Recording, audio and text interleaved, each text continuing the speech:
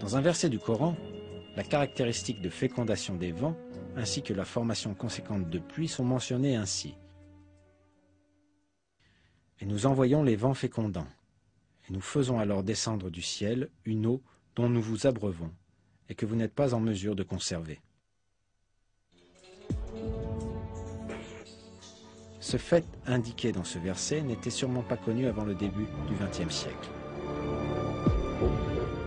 Jusqu'alors, la seule relation connue entre le vent et la pluie était que c'était le vent qui dirigeait les nuages. Mais les découvertes météorologiques modernes ont démontré le rôle fécondant du vent dans la formation de la pluie.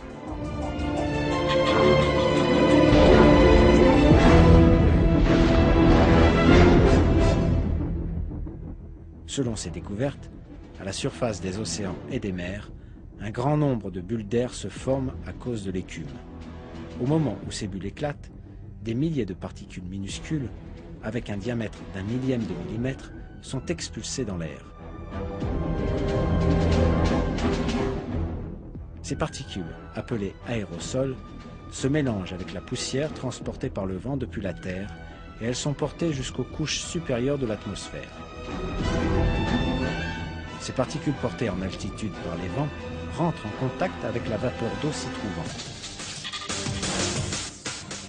La vapeur d'eau se condense autour de ces particules et se transforme en gouttes d'eau.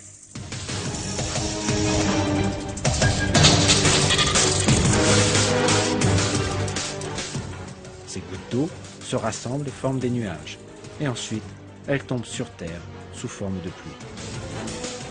Pour résumer, la formation de pluie survient quand les vents fécondent les nuages avec les aérosols, de la même manière que ce qui a été révélé dans le Coran, à une époque où les hommes ne connaissaient pratiquement rien des phénomènes naturels.